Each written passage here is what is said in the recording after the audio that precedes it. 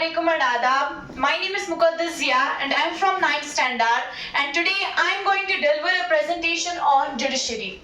Just imagine a country without Supreme Court. What does it mean? It means that if there is a conflict in a country between central government and state government, between government and citizens, between citizen and citizens, no one is going to take the final decision to solve that problem. Now imagine a country having Supreme Court but without powers. It means that there is Supreme Court in the country but it does not have the power to solve the conflict. Now imagine a country having Supreme Court with all the powers but it does not take fair decisions. Now imagine a country having Supreme Court with all the powers and it also take fair decisions but people do not accept their final decisions.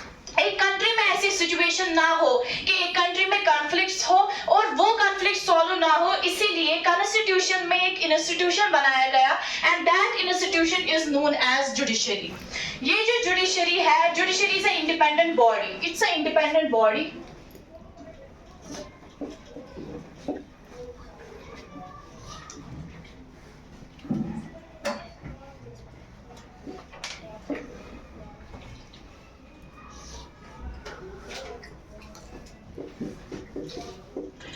Judiciary is an independent institution. It's independent of everything. It's independent of executive. It's independent of legislature.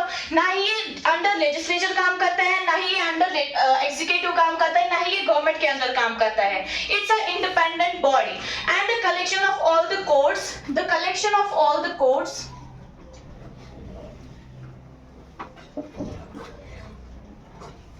The collection of all the courts of a country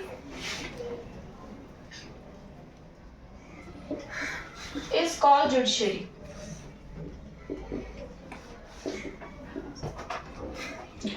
जो एक country में सारे courts को मिलाकर एक judiciary बनाती है and it's an independent body. It's independent of everything. और जो एक कंट्री में जो सारे कोर्ट्स होते हैं उनको मिलाकर हम जुडिशरी कहते हैं. एंड जो इंडिया की जुडिशरी है वो 3 पार्ट्स में डिवाइड की गई है.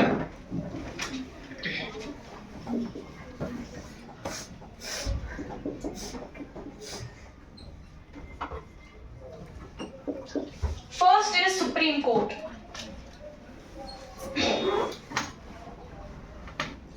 जो इंडिया की जुडिशरी है वो 3 पार्ट्स में डिवाइड की गई है, 3 टाइप्स ऑफ कोर्ट्स में डिवाइड की गई है. और जो सबसे पहला जो एपेक्स कोर्ट होता है, जो सबसे पावरफुल होता है, that is supreme court. Supreme court is the apex court and is the most powerful court of India of judiciary. ये सबसे ज्यादा पावरफुल होता है और एक नेशन में सिर्फ एक सुप्रीम कोर्ट होता है. और जो इंडिया का सुप्रीम कोर्ट है वो दिल्ली में पाया जाता है और ये कंट्री में एक ही होता है. The second most powerful court of judiciary is high court. जो second most powerful high court होता है जुडिशरी का, दैट इज हाई कोर्ट. और हाई कोर्ट हर एक स्टेट में एक होता है. इंडिया में 28 स्टेट्स है लेकिन इंडिया में सिर्फ 25 हाई कोर्ट्स पाए जाते हैं. ये इसीलिए है क्योंकि कुछ स्टेट्स को मिलाकर जो है एक ही उनका हाई कोर्ट रखा गया है. And the third most powerful court of judiciary is district court.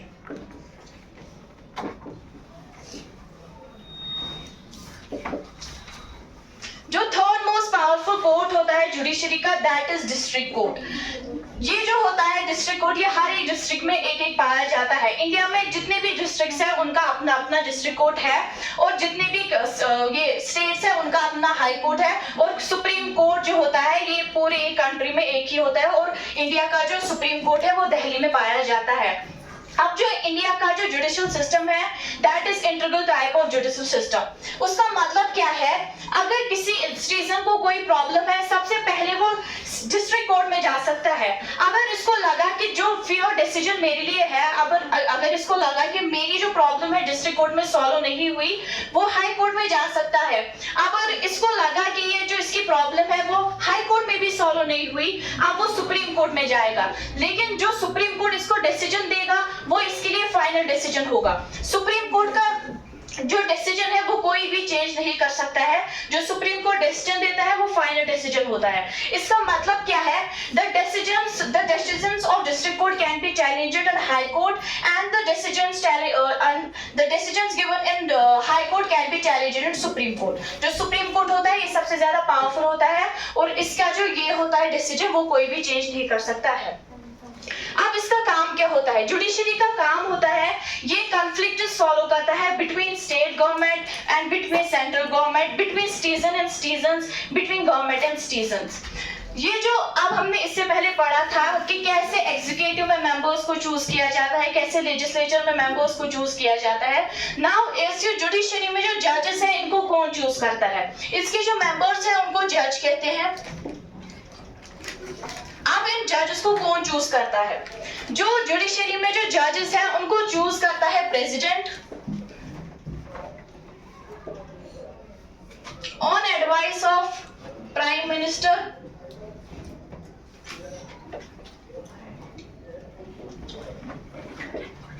जो जुडिशरी के जो जजेस हैं उनको चूज करता है, उनको इलेक्ट करता है प्रेसिडेंट, और जो प्रेसिडेंट है वो एडवाइस लेता है किससे? उसको एडवाइस देता है प्राइम मिनिस्टर, और जो प्राइम मिनिस्टर है वो कंसल्टेशन लेते हैं। प्राइम मिनिस्टर कंसल्टेशन लेता है चीफ जस्टिस से।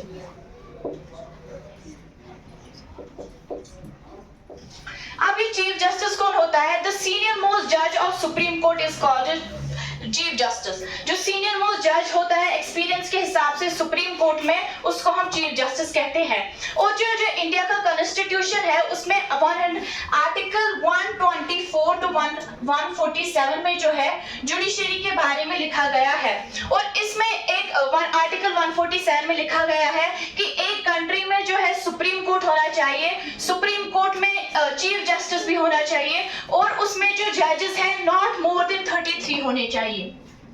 Members should be 33 excluding chief justice. Chief justice के बगैर वहां पर 33 मेंबर्स होने चाहिए। और आज का जो सुप्रीम कोर्ट है उसमें जो है